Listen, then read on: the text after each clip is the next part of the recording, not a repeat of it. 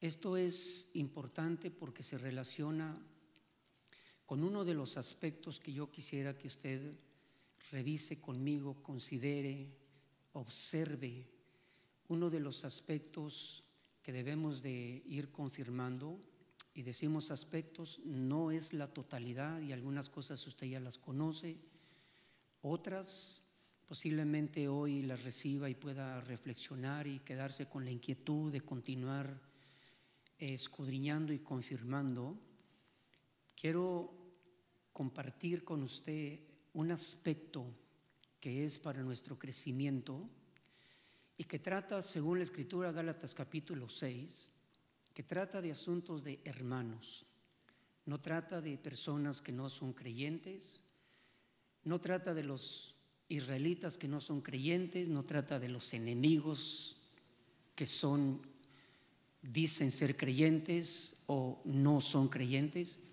Es un asunto, es un aspecto que trata de hermanos en Cristo. Así que vamos a hablar entre hermanos. ¿Qué le parece si hablamos entre nosotros y hablamos de nosotros? Bueno, no todos, espero que usted se entusiasme. Porque dice, hermanos, si alguno es sorprendido en alguna falta, ustedes que son espirituales, restáurenlo en o con un espíritu de mansedumbre, mirándote a ti mismo, no sea que tú también seas tentado. Entonces aquí tenemos varias cosas que tenemos que tratar entre hermanos y que fue establecido estos principios y estas verdades por el apóstol Pablo. Recuerde que es una bendición tener entre nosotros o ser enseñados, instruidos, exhortados o alentados con la palabra inspirada, o también poder ser amonestados, porque la Biblia dice que en la resurrección de nuestro Señor Jesucristo, Él comenzó a dar dones a los hombres y continúa dándolos para que algunos desarrollen el ministerio como apóstoles, otros desarrollen un ministerio como profetas, otros desarrollen el ministerio como evangelistas, otros lo desarrollen como pastores y otros lo desarrollen como maestros. Pero este ministerio tiene una característica. Cuando el apóstol Pablo declaró a la iglesia de Éfesos, tiene una característica y es la de capacitar. La palabra capacitar es proveer todas las cosas necesarias para que cada uno de los miembros de la iglesia de Cristo pueda conocer cuál es el lugar que le corresponde, la función que le corresponde en la iglesia o como miembro del cuerpo de Cristo, el cuerpo místico. Y también tiene otra característica, la administración de los ministerios que el Señor está confirmando y ha confirmado. También tiene una característica, que nosotros podamos recibir esa enseñanza de manera que vaya produciendo un crecimiento. Quiero que diga conmigo crecimiento, por favor. Y este crecimiento dice que hasta que todos lleguemos a la unidad de la fe.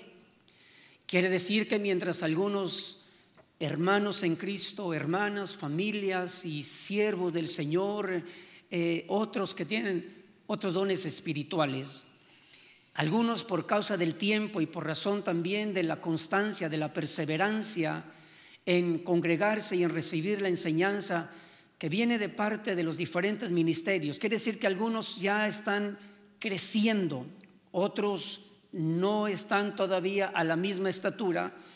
Y recuerde que como continuamente Dios está agregando nuevos creyentes, entonces también por causa de ellos es que se tiene que seguir enseñando la verdad en amor para que nadie se quede como niño, ya que es un peligro quedarse como niño, que se compara a la inmadurez o que se traduce espiritualmente inmadurez.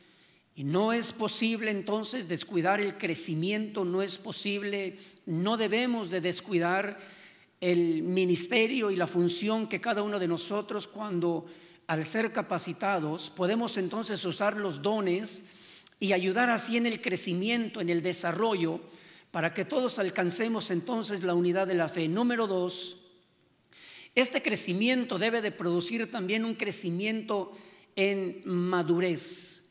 Madurez que es también un sinónimo de lo que es alcanzar el carácter de nuestro Señor Jesucristo. Habla de otra cosa también que se produce cuando se ministra la palabra para que haya un crecimiento, y es la palabra, la estatura del varón perfecto. ¿Qué quiere decir entonces la estatura del varón perfecto? Bueno, la palabra estatura se traduce como un pensar que ha alcanzado madurez.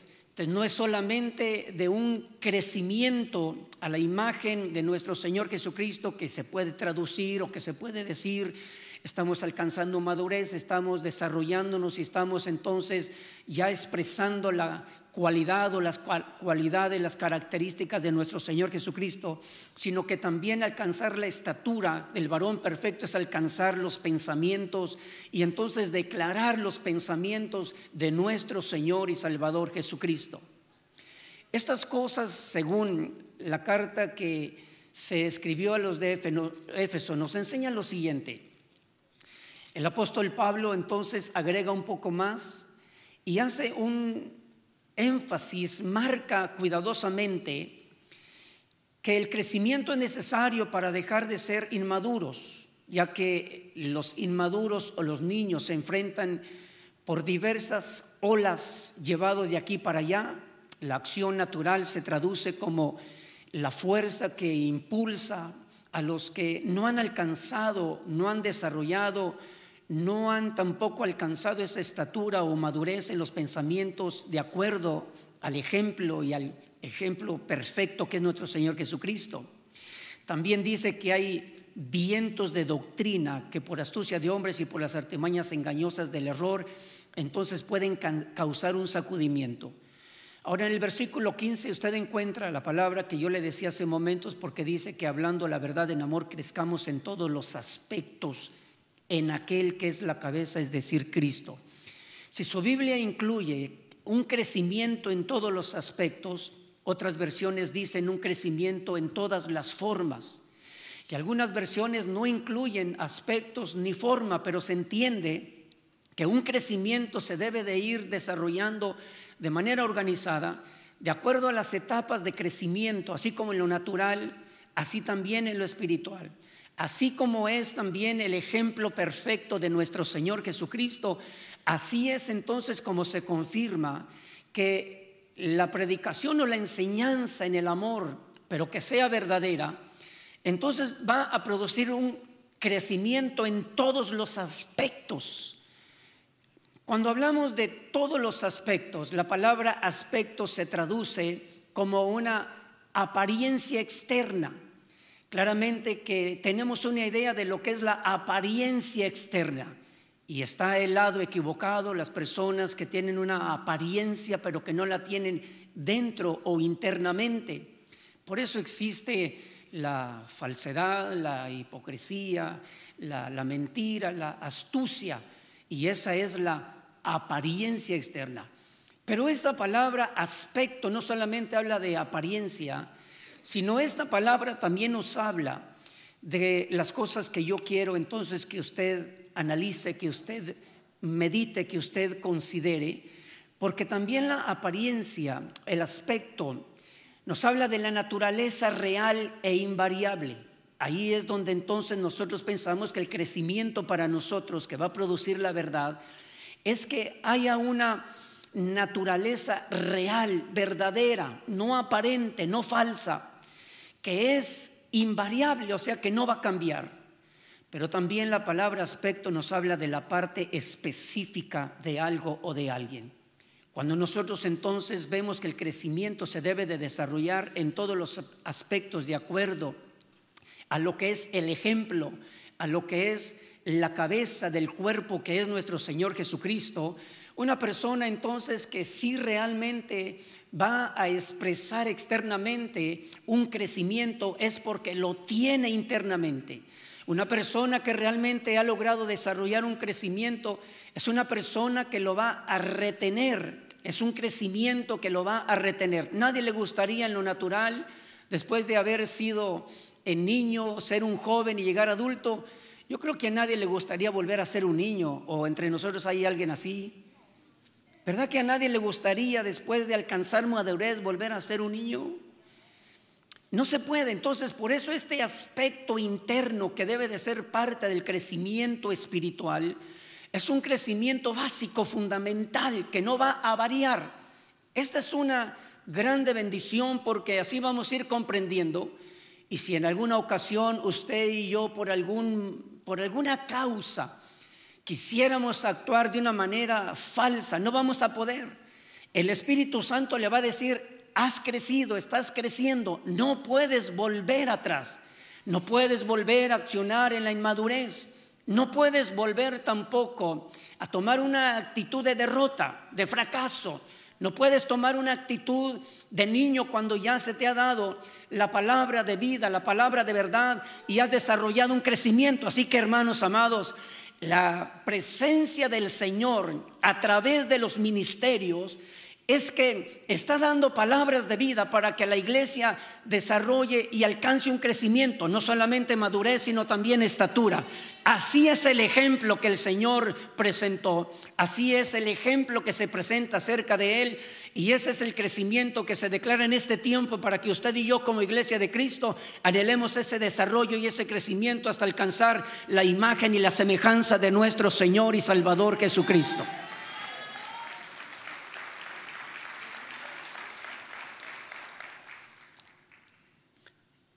Quiero que contemple esta parte como un aspecto que es el aspecto de los hermanos que pueden restaurar, que pueden actuar con mansedumbre, que pueden actuar con espiritualidad, y eso ya es un crecimiento, a favor o en auxilio de aquellos a los cuales son encontrados o sorprendidos en alguna falta. En primer lugar, vamos a observar que el apóstol Pablo se está dirigiendo a los hermanos. Si usted es uno nacido de nuevo, nacido del agua y del Espíritu, nacido de parte de Dios, bienvenido, somos hermanos. Si usted no ha nacido de nuevo, bienvenido, pero vamos a procurar que usted entienda estas cosas. Si usted es una persona que está entendiendo que la palabra de verdad está para provocar un crecimiento, y entonces usted está decidido a hacer la voluntad del Padre que está en los cielos, o Jesús dijo: de mi Padre que está en los cielos, entonces bienvenidos, porque Jesús dijo: ¿quiénes son mi madre? ¿Quiénes son mis hermanos? ¿Quiénes son mis hermanas?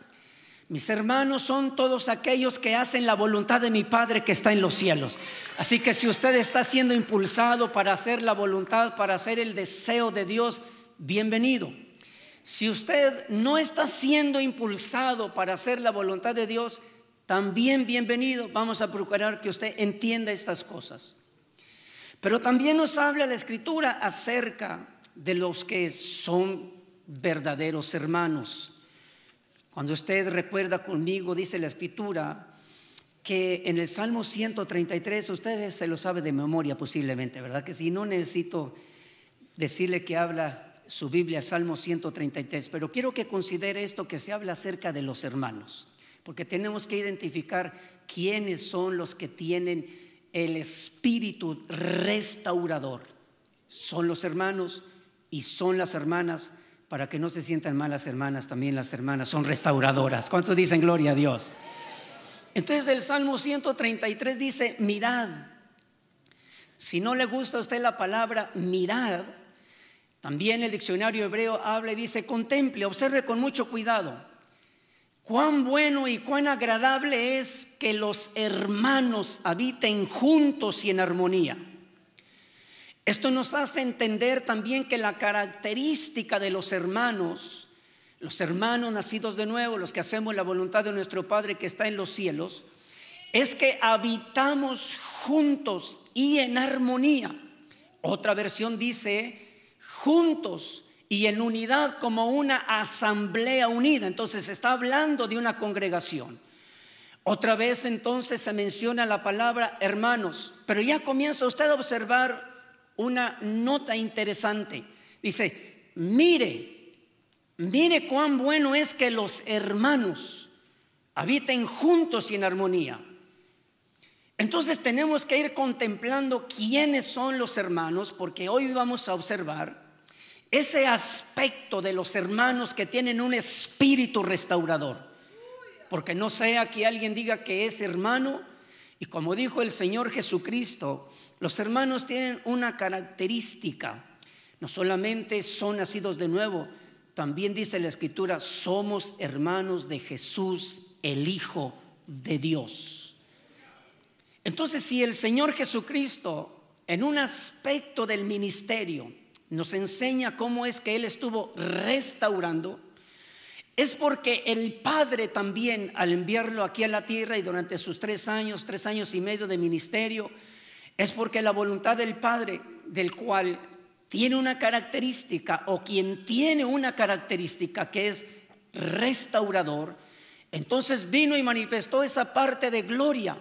No solamente la manifestó, sino la declaró, enseñó y dio ejemplo a sus discípulos, para que los discípulos también como hermanos pudiéramos tener un espíritu restaurador. Entonces recuerde, por ejemplo, que el Padre, cuando se habla del principio, cuando se habla en el principio Dios, Elohim, nombre de Elohim, algunos lo interpretan como el nombre con el cual el Señor quiso expresar y reflejar y manifestar su poder para ordenar, para restaurar y para llenar una tierra y parte de los cielos que estaban desordenados y estaban vacíos. Y entonces se nos enseña y se nos confirma que Dios en el principio también entonces estuvo restaurando los cielos y la tierra. Dios restaura aún lo que son regiones celestes y lo que son regiones terrestres. Pero cuando Adán y Eva cometieron esa transgresión, pecado en el Nuevo Testamento, desobediencia se traduce en el Nuevo Testamento, entonces dice que encontrándolos a ellos con una vestidura de hoja de higuera, detrás de los árboles, avergonzados y con miedo, o sea, las consecuencias de la falta, la desobediencia o la transgresión que ellos cometieron. Entonces Dios mismo toma la iniciativa y entonces se acerca a ellos, les habla e inicia un proceso de restauración. Entonces Dios no solamente restaura las cosas naturales y las cosas también entonces visibles, sino que Dios está interesado en restaurar al ser humano. Dios restaura también, después dice la Escritura, lo que fue el ejemplo de un matrimonio en el tiempo de sequía, en el tiempo de hambre. Abraham, que salió de su tierra y de sus parientes, de su familia, dice que llegó un momento en donde la tierra que él estaba recorriendo, dice que entonces llegó un tiempo de escasez. A él le pareció bien descender a Egipto, y antes de llegar a Egipto sucede que entonces él se puso a observar a su esposa Agar y se da cuenta de que su esposa Agar era una mujer muy hermosa, muy bonita. Si usted no piensa así, es porque quizás dice, bueno, si Adán aproximadamente salió de Ur de los Caldeos a los 70 años, habían pasado unos años más, quizás estaba ya a los 75, quizás cerca de los 80, no me pregunte exactamente, yo no estuve ahí, nada más le estoy contando la historia. Porque entonces, ¿cuántos años tendría su esposa Agar? Si a la edad de los 100 años se dice que Sara tenía 90, a la edad de Abraham, o a la edad de los 100 años de Abraham, Agar tenía aproximadamente 90 años. Y a los 60 años usted se puede pensar que Abraham dijo, pero qué hermosa mi esposa, mi mujer. Y entonces dice, por favor, para que yo sea favorecido por los egipcios, entonces dile que eres mi hermana, para que así me favorezcan. Y claramente que los oficiales de Faraón la contemplaron, confirmaron que era muy bonita, muy hermosa, su aspecto muy hermoso. Y entonces le dicen a Faraón, vino un hombre que se llama Abraham, trae a una mujer hermosa. Y entonces al Faraón se le ocurre poder tomarla como mujer. Y entonces estaba por tomarla como mujer y Dios le habló y le dijo, restaura, devuelve a esta mujer porque es una mujer casada. Entonces Dios está interesado también en restaurar no solamente las cosas naturales, no solamente está interesado en restaurar tu economía, no solamente está interesado y confirma que quiere restaurar tu salud, sino está también interesado en restaurar al hombre caído, está interesado en restaurar el matrimonio, está interesado en restaurar a aquel que comete una falta, una transgresión o una desobediencia.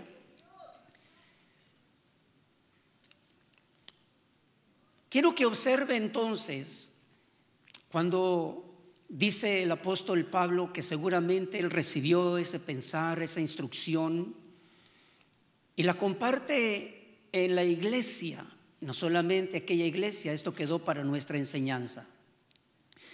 Entonces, entendiendo quiénes son los hermanos, dice: hermanos, si alguno es sorprendido en alguna falta,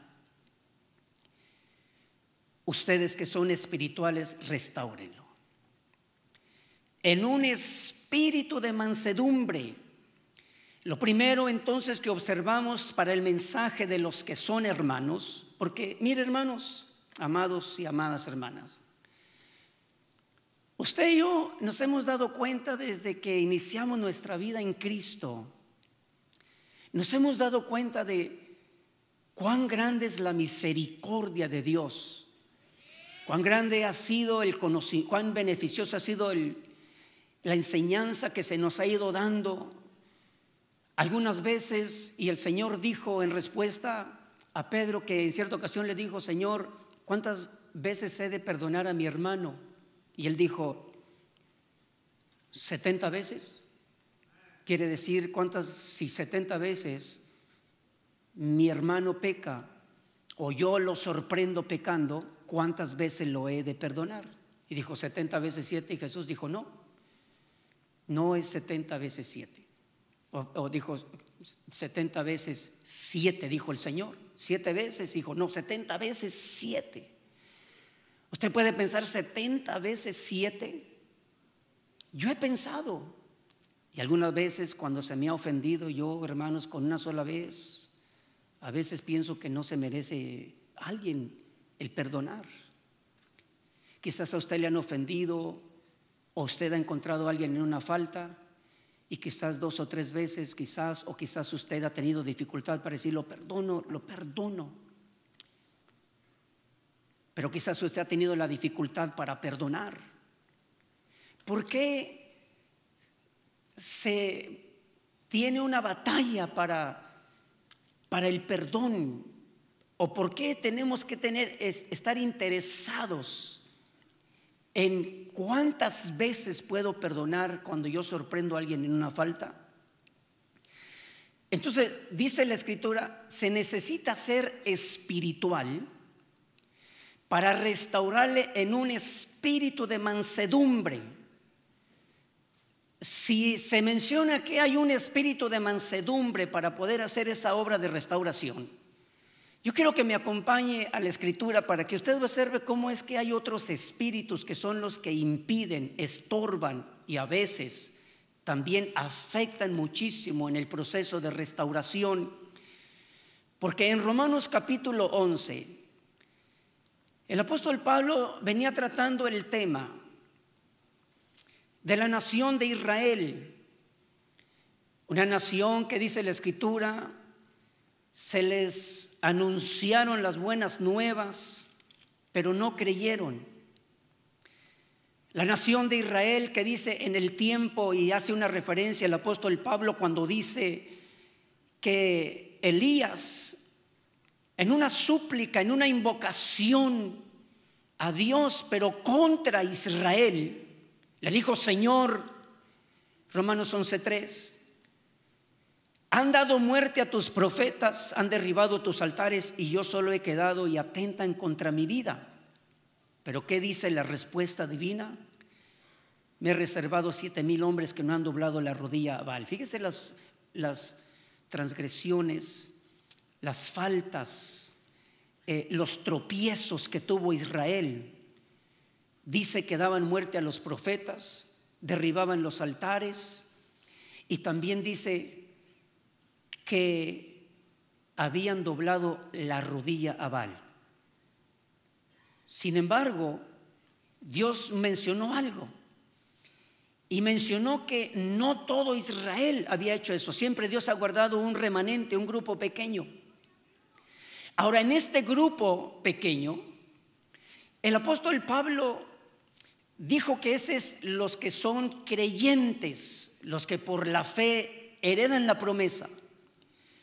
También dice la escritura de Israel, en ese tropiezo dice que ellos tropezaron, y también dice que quedaron sus ojos oscuros para que no pudieran ver. Versículo 11, quiero que lea este versículo si lo tiene, porque entonces Pablo digo entonces, ¿acaso tropezaron para caer? Y él dice, de ningún modo. La palabra tropezar no es una palabra literal, ¿usted sabe eso? La palabra tropezar es una palabra que describe una falta, ya sea moral o sea espiritual, ya sea en contra de lo que es una ley moral o en contra de la ley espiritual de Dios. Y lo encontramos ahí. Ellos tropezaron al destruir los altares donde ellos se acercaban y ofrecían sacrificios a Dios. Dice, ellos doblaron sus rodillas a la idolatría, etcétera. Pero la pregunta que el apóstol Pablo dice, porque no había una comprensión clara, especialmente entre el grupo de los gentiles que se habían convertido a Cristo. Y entonces el apóstol Pablo dijo, han tropezado para caer. Se lo voy entonces a interpretar.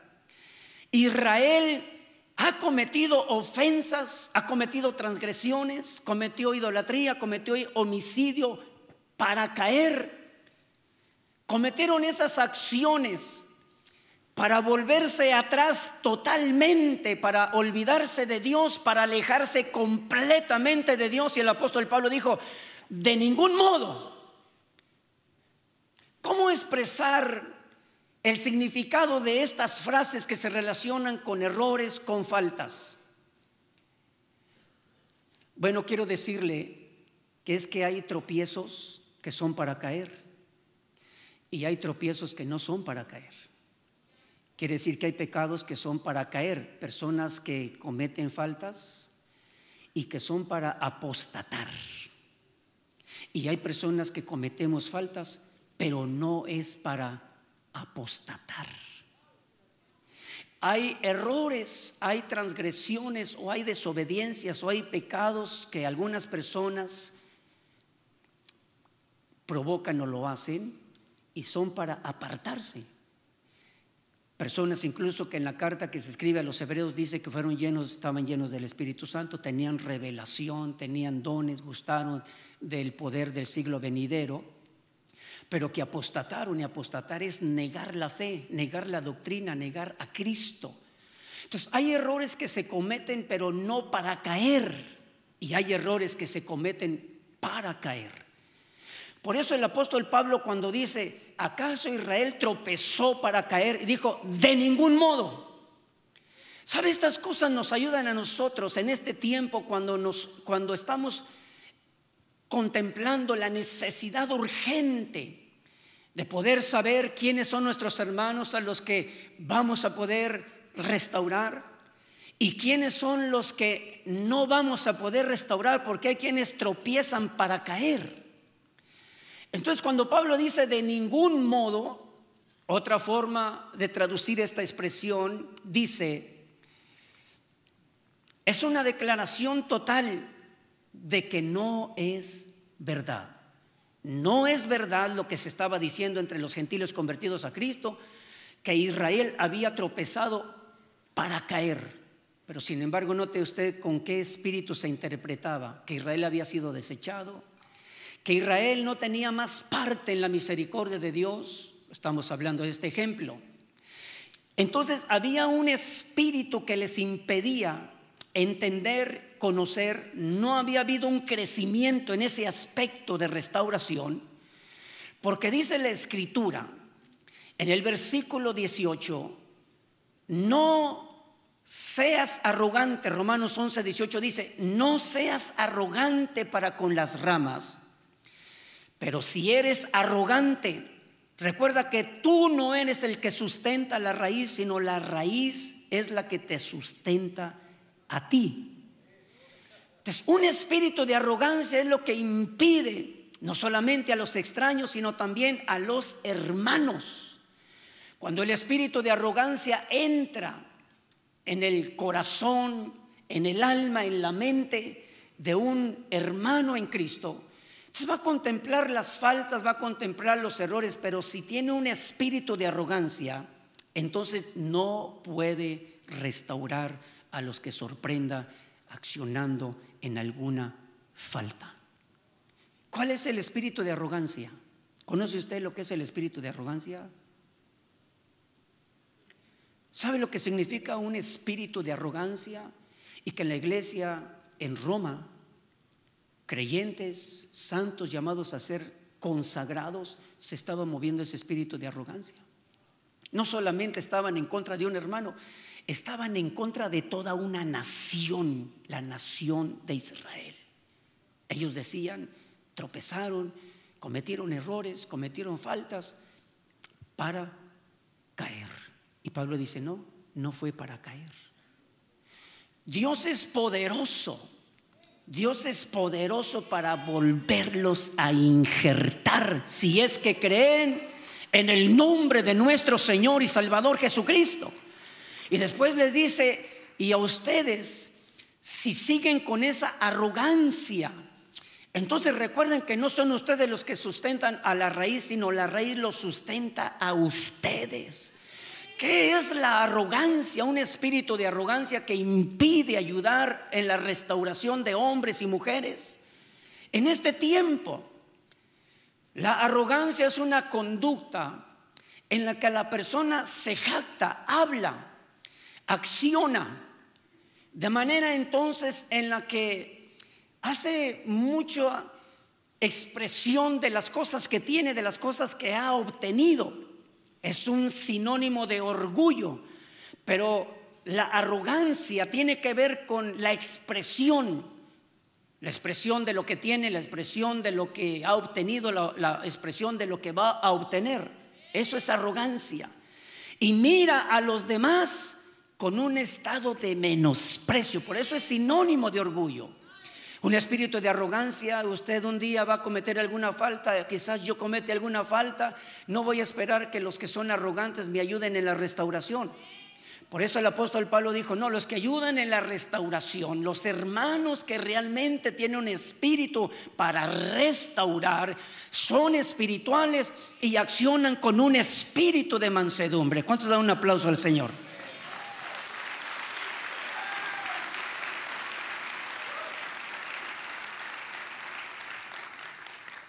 Pero hay otro espíritu que en aquel tiempo era muy dañino.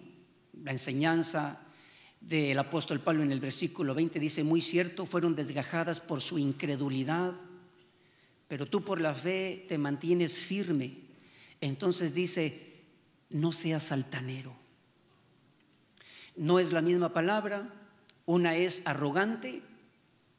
La arrogancia es el orgullo, la satisfacción propia en el hablar, en lo que tengo, en lo que sé. Pero el altanero es una persona que tiene un pensar alto o sobrealto en su forma de pensar. Esto quiere decir que hay personas que no son altaneros, no los ve usted que están expresando, no los ve que están accionando exageradamente y con orgullo, pero vemos otros que son muy quietecitos, pero la altanería la tienen en su mente. ¿Sabe usted el problema que enfrentó nuestro Señor Jesucristo en los días cuando Él estaba haciendo muchas obras de restauración? Restauraba a los quebrantados de corazón, restauró a los enfermos, restauró la condición espiritual. El Padre dio la revelación de que Él era Jesús, el Salvador. Había muchas personas que estaban participando de ello, pero usted se da cuenta que había un grupo, los escribas, los fariseos, y en algunas ocasiones ellos no expresaban su altanería externamente, pero Jesús conocía sus pensamientos. Eran tan altaneros que por dentro decían, ¿quién es este? Hasta le dijeron, es un usurpador, dice que es el Cristo, el Mesías. Atribuyeron que las obras de restauración y de liberación, atribuyeron que Jesús estaba expulsando, echando fuera demonios por el príncipe de los demonios. Mire qué terrible espíritu de altanería. Por eso es que no se puede tampoco pensar que todas las personas han logrado tener ese crecimiento para poder entender espiritualmente y para poder accionar con un espíritu de mansedumbre que es necesario para restaurar, ya sea el que está enfermo, al que está caído, al que está golpeado, al que está también como sufriendo las consecuencias o aislado o con vergüenza por una condición de desobediencia. ¿Cuál es el equilibrio que el apóstol Pablo dejó entonces en los creyentes? ¿Qué aprendemos nosotros de esto? ¿Por qué? Porque entonces podemos pecar o no vamos a pecar más. ¿Cuál es el equilibrio espiritual? El apóstol Pablo dijo, mira, en el versículo 22, pues, la bondad y la severidad de Dios. ¿Para quién es la bondad? La bondad es, dice la Escritura, la bondad de Dios es para ti si permaneces en su bondad. Porque si no permaneces en su bondad, entonces tú también vas a ser cortado. Ahora mira la severidad. La severidad es para los que cayeron. Esto quiere decir que entonces mientras Dios muestra su bondad para restaurar al que cree en el nombre de nuestro Señor Jesucristo, también Dios va a mostrar su severidad. Usted ha escuchado la expresión, bueno, es que también el que comete errores tiene consecuencias. ¿Ha escuchado esa expresión? ¿Sí? ¿O ya está usted en las exaltado, hermano? Estamos hablando a los... ¿Ha oído usted esa expresión? Es que el que comete errores tiene consecuencias. Pero Dios no lo está cortando, a menos de que sea un pecado para apostatar. Entonces, en parte se muestra la severidad de Dios, pero en parte se muestra la bondad de Dios. No es solamente tratar con las personas de manera severa, y no es tampoco tratar con las personas de manera bondadosa cuando se ha cometido un error. Voy a explicarle esto. Cuando un pecador se arrepiente, dice la Escritura, Dios muestra su bondad porque lo perdona, pero también lo limpia con la sangre de nuestro Señor Jesucristo. Esa es su bondad. La severidad usted la puede contemplar en la parábola del hijo pródigo. La severidad, el hijo pródigo es una figura del que comete una transgresión, pero no para caer, sino que es una transgresión que va a traerle consecuencias después para volver. Llegó un momento donde reflexionó y dijo, en la casa de mi padre hay abundancia de pan. Todavía le dijo, Padre, entonces he aquí voy a volver y le voy a decir, Padre, he pecado contra el cielo y he pecado contra ti. En cierta forma aquel muchacho describe, y las palabras de nuestro Señor Jesucristo nos está diciendo claramente que hubo severidad, pero también el muchacho dice, si vuelvo y pido perdón, va el Padre a mostrarme lo que es una acción de restauración, y claro que eso es un proceso.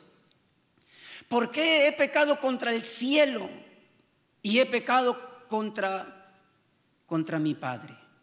Pecado contra el cielo es un hebraísmo, es un modismo hebraico que dice, he pecado contra mi Padre que está en los cielos y he pecado contra mi Padre que está aquí en la tierra.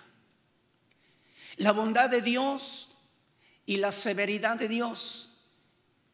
Si usted y yo entendemos entonces esto, va a llegar un momento en donde el que cometió una falta se vuelve a Dios, ahí se muestra la bondad. Si todavía no se vuelve, Ahí va a estar la severidad de Dios, no, quizás no la suya, porque a usted y a mí no nos corresponde. Es más, no nos queda a usted y a mí ser severos. ¿Sabe por qué? Porque piense usted el día que usted y yo seamos tentados. Y quizás usted diga, bueno, pues ahora yo sí espero restauración. Pero ¿qué si Dios le quiere mostrar a usted severidad, así como usted fue severo? Entonces, ¿cuál es el equilibrio? Comprender la bondad de Dios para el que cree, para que se vuelve, pero al mismo tiempo comprender lo que es la severidad. Pero la severidad se termina cuando el pecador se vuelve arrepentido a Dios. ¿Cuántos dan gloria a Dios, hermanos?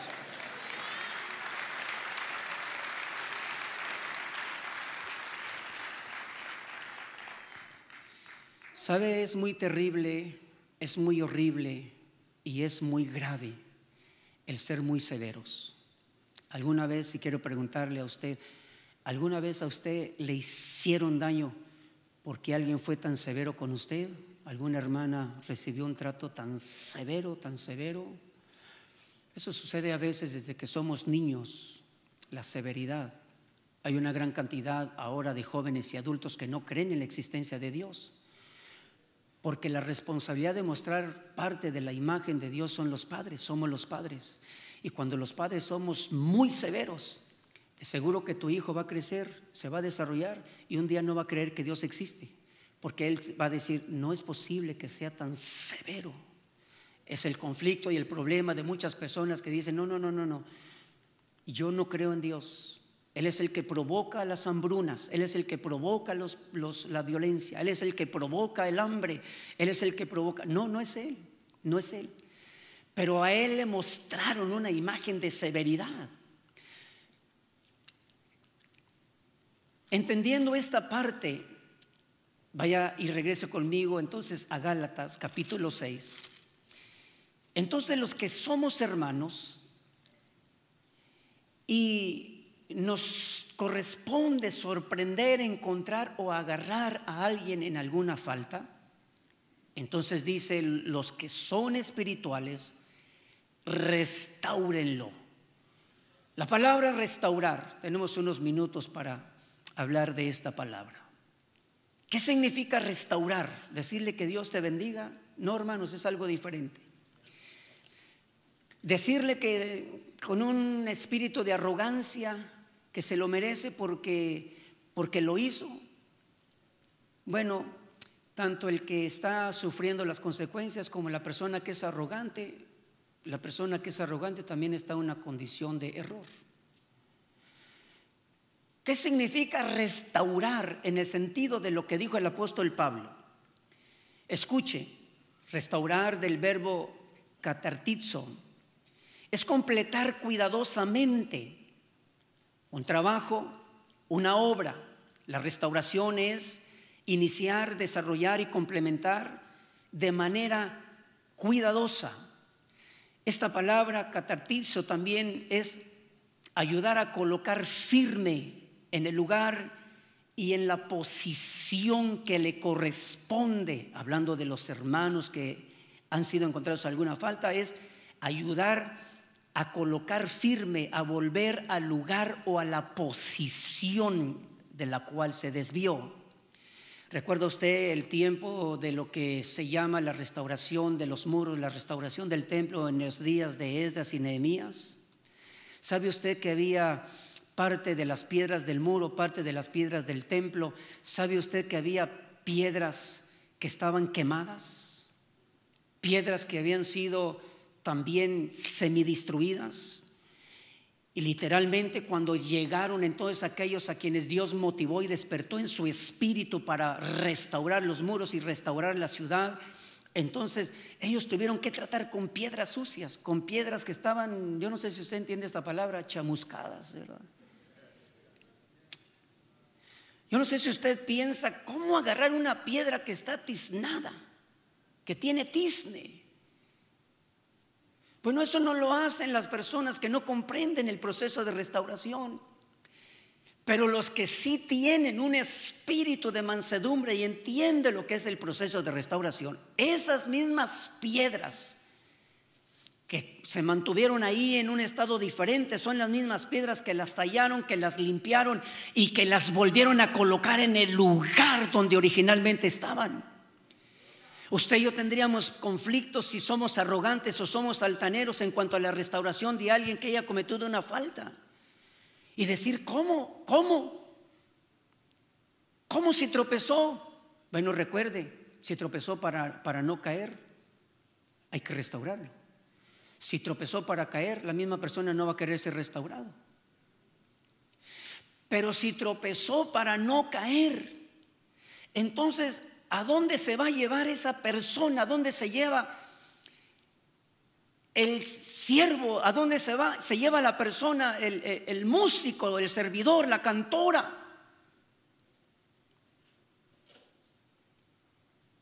¿Dónde se va a colocar alguien que tropieza para no caer? Usted dice, bueno, pues a mí me gustaría ponerlo quizás allá afuera del estacionamiento de la iglesia. ¿Pero por qué? ¿Porque usted quiere? No, mire, mejor si ya no regresa aquí a la iglesia de los consagrados. Mire, mírese, amados hermanos. Miren, amados altaneros. Mire, no sea que un día usted sea tentado y se va a dar cuenta de lo que es estar tiznado. Estar en desajuste con las demás piedras vivas. ¿Dónde se colocan los que son restaurados? Quizás esto afecte su teología, su interpretación de las escrituras. Pero recuerde que la palabra de verdad que se predica en el amor es la palabra que te va a dar crecimiento espiritual. Si no es la verdad o es una interpretación incorrecta, entonces nos va a dar un crecimiento que se va a traducir en altanería o en orgullo o en altivez. ¿Dónde se colocan las piedras restauradas? Entonces la palabra catartizo significa ayudar a colocar firme en un lugar o en la posición que le corresponde. Las piedras de los altares eran otra vez puestas en los altares. Las piedras del muro fueron puestas en el muro. Las piedras también del templo fueron puestas en el templo. Entonces, ¿dónde se pone? ¿Dónde se ayuda? ¿Dónde se dirige? ¿Dónde se le consuela? ¿Dónde se le dice, hermano, vamos a ayudar a restaurarte? Pero quizás usted lo quiere enviar de misionero, ¿verdad? Pero si Dios no lo envió de misionero, si Dios lo puso aquí, si lo puso en Commerce, si lo puso en México, si lo puso, ahí es donde se va a volver a poner, lo quiera usted o no lo quiera yo. Dios tiene un lugar asignado para los que tropiezan, pero que no es para caída. ¿Cuántos dan un aplauso al Señor?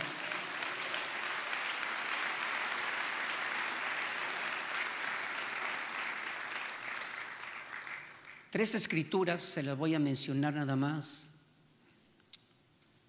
Dice que en un tiempo el Señor dijo a Israel que Dios había enviado a Juan para restaurar todas las cosas. Mateo 17, versículo 11. Dios envió a Juan el profeta para restaurar todas las cosas.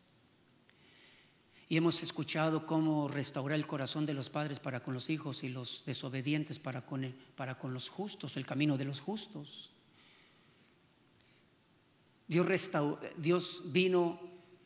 Dios envió a Juan para restaurar el camino que iba a dar entonces la oportunidad de recibir y aceptar y creer en Jesucristo como el Cristo, como el Hijo de Dios. Pero ¿sabe qué dijo el Señor Jesucristo? Dice que Dios envió a Juan para restaurar y no lo reconocieron. Segundo, Lucas capítulo 4 versículo 18 dice: Jesucristo ministró restauración y muchos lo rechazaron.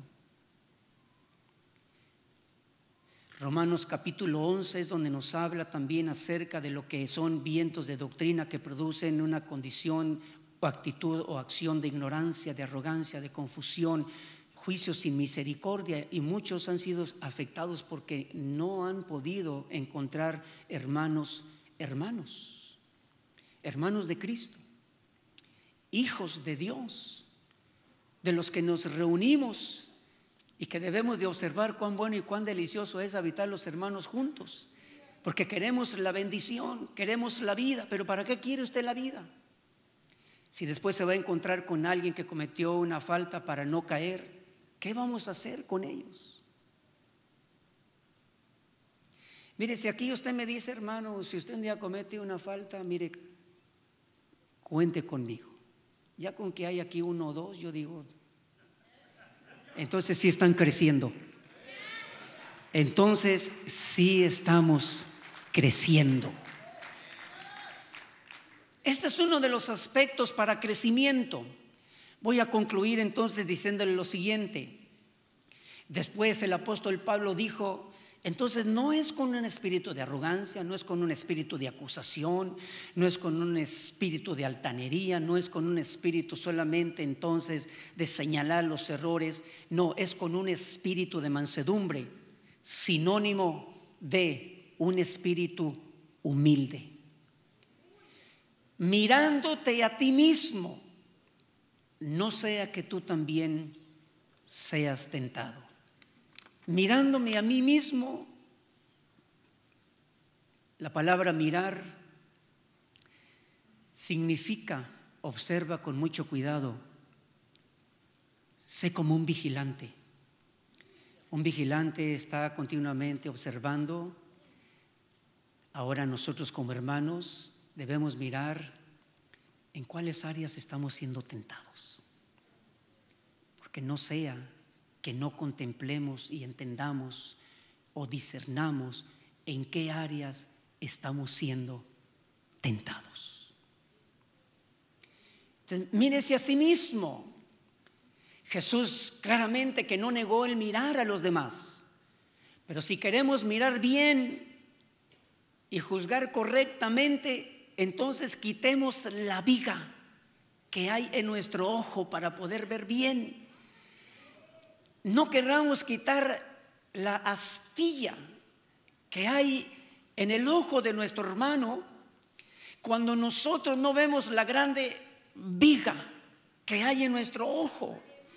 Entonces dice, mire bien, obsérvese a sí mismo. No sea que usted vaya a ser tentado y como consecuencia pues vamos a cometer una caída, vamos a tropezar y quizás ya entendimos, no queremos tropezar para caer. Pero la Biblia dice, si usted no quiere ser tentado y caer en un pecado, mire bien, mírese bien.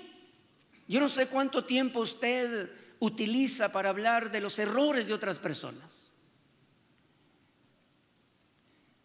Yo siempre he recomendado y les digo a los que puedo decirles, si usted tiene niños que los trae a la iglesia, tiene sus adolescentes, tiene sus jóvenes y vienen en el mismo vehículo, por favor, no hable mal de los hermanos. Porque sus hijos, porque sus hijas pueden agarrar el mismo espíritu de altanería. Después, cuando ellos cometen errores, ellos mismos se van a sentir culpables y van a decir, ¿cómo puedo salir de esto? ¿Quién me va a ayudar si lo único que he escuchado solo son acusaciones? ¿A usted le gusta ir a comer en los restaurantes? Se le nota, hermano. A mí no, ¿verdad?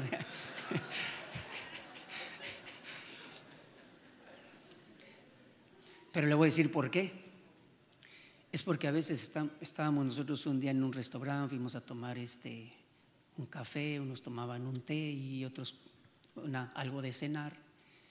Estábamos en una mesa y como a 2 mesas de retirado había unos hermanos, no sé de qué iglesia eran, y estaban hable y hable y hable de los errores que ellos habían contemplado en la reunión. Saliendo de la reunión, entonces yo dije, si hubiera gente inconversa cerca de ellos, esa gente inconversa diría, si para eso se va a la iglesia. Por eso el espíritu de altanería no restaura. Por eso ese espíritu de pensar más alto que hasta los pensamientos del apóstol Pablo, eso no restaura. Entonces dice, mírate bien. La Biblia enseña y dice que miremos bien otra vez el equilibrio. Romanos 16, 17 dice, mira bien los que causan divisiones y escándalos contra las enseñanzas que han aprendido, y apártate de ellos, porque los tales son esclavos no de Cristo nuestro Señor, sino de sus propios apetitos. Y por medio de palabras suaves y lisonjeras engañan a los corazones de los ingenuos. Jesús dijo, mira bien la luz que hay en ti, no sea que la luz que hay en ti sean tinieblas.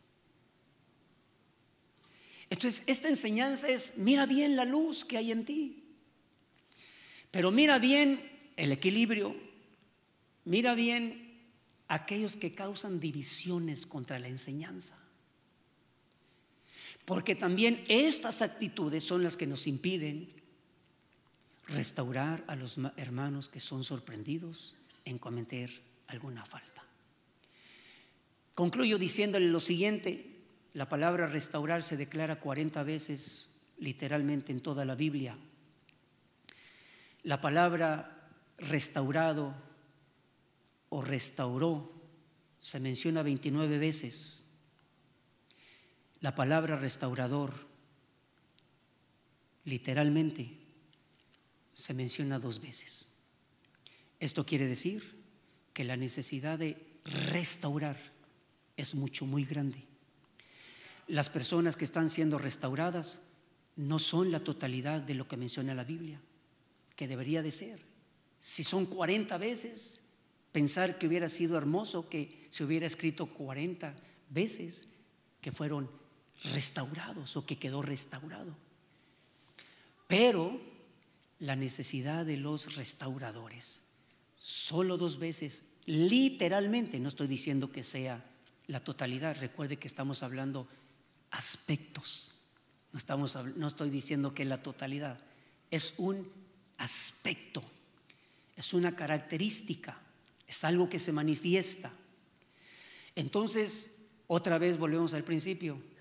Yo creo que necesitamos rogar al Señor que envíe hermanos con un espíritu de mansedumbre, porque los que necesitan restauración son muchos, los que quedan restaurados es casi la mitad, y los que están restaurando solamente son 2. Números simbólicos, aspectos, no la totalidad. Pero ¿nos enseña algo esto a nosotros? Sí. Usted necesita restauración porque se siente avergonzado, lleva el temor y el miedo, o tiene el rechazo o la vergüenza de alguna falta que ha cometido. Si usted está restaurado y aún no es compañero de los hermanos que restauran a los que son sorprendidos, no se espere mucho. Número 3, nos vigilamos a nosotros mismos y sabemos las cosas en las cuales podemos ser tentados para cometer pecados. Póngase de pie y esta noche vamos a decirle: Señor, en realidad muchos necesitan restauración y posiblemente usted sea uno de ellos en algún área específica. No estoy diciendo del perdón, de la salvación, del pecado que nos ha concedido Dios por la fe en nuestro Señor Jesucristo.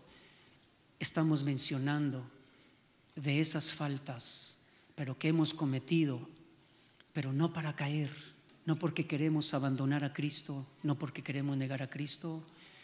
Pero si usted aún estaba pasando por un tiempo de vergüenza, usted está sufriendo las consecuencias y no ha habido todavía la libertad y la confianza, aunque usted ha pedido perdón, y cree que la sangre de Cristo le limpia, pero todavía está batallando con la acusación. Esta noche sabemos lo que necesitamos hacer: acercarnos, como se dijo anteriormente, la palabra profética, acercarnos ante el trono de la gracia. ¿Está usted restaurando o usted está contemplando solamente las faltas de nuestros hermanos? Si es así, esta noche le podemos decir: Señor, no se restaura con un espíritu de acusación, aunque hay quienes piensan que así es. No se restaura con un espíritu altanero ni arrogante, aunque piensan algunos que así es. No se restaura solamente expresando que Dios es severo, sino también expresando que Dios es bondadoso para volver a injertar al que se vuelve.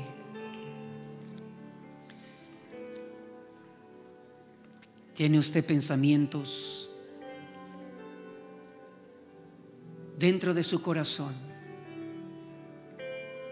y todavía sigue acusando? Mírese a sí mismo. Mirémonos a nosotros mismos, hermanos, porque no solamente es el lado de la severidad, sino es el lado también de la bondad de Dios. Alguien ahí en su lugar quiere hablar con Dios y decirle: Padre, ahora sabemos que el que cree, que el que confiesa su falta y se vuelve a ti, vuelve a recibir de la savia, de la esencia espiritual. Ahora sabemos que hay hermanos y hermanas con un espíritu de mansedumbre que Dios va a ir agregando para ayudar en la restauración completa, hasta que sea otra vez puesto en el lugar asignado por el Señor nuestro Dios. ¿Somos vigilantes de nosotros mismos? ¿Nos estamos mirando a nosotros mismos? ¿O solo estamos mirando los errores de los demás? Alguien le dice conmigo: Padre, te damos gracias, que esta palabra produzca fruto y que nos haga crecer con un espíritu de mansedumbre, con un espíritu de humildad. ¿Alguna hermana le puede decir al Señor nuestro Dios: Padre, que esta palabra produzca un crecimiento verdadero, y que pueda ser yo de los hermanos, hermanas, compañeros que restauran a aquellos que han sido sorprendidos en una falta, pero no para caer, no para pensar que han sido desechados? Quiero invitarle para que usted haga esta oración. Digo, aquellos que se sienten acusados, aquellos que la acusación les ha cansado y han pensado en mantenerse distante. Pero hablo a los padres que han sido ásperos con los hijos, señalando solamente los errores, acusándolos continuamente sin pensar que ellos también necesitan contemplar la bondad. Alguien quiere decir esta noche: en el nombre de Jesús, venimos declarando que el propósito de Dios para los que somos sus hijos, hermanos de Cristo, nacidos de nuevo, los que nos reunimos para recibir bendición y vida eterna. Señor, tu plan es que nosotros seamos restauradores. Es que nosotros ministremos, Señor, con un espíritu humilde, creyendo que tú eres Dios que restaura y que establecerá a aquellos a los cuales, Señor, afectados son vueltos y son puestos en el lugar que tú has preparado desde antes de la fundación de este mundo. Alguien quiere decirle conmigo: Padre, te damos gracias. Gracias por este aspecto de la restauración, en el nombre de nuestro Señor Jesucristo. ¿Cuántos dan un aplauso al Señor?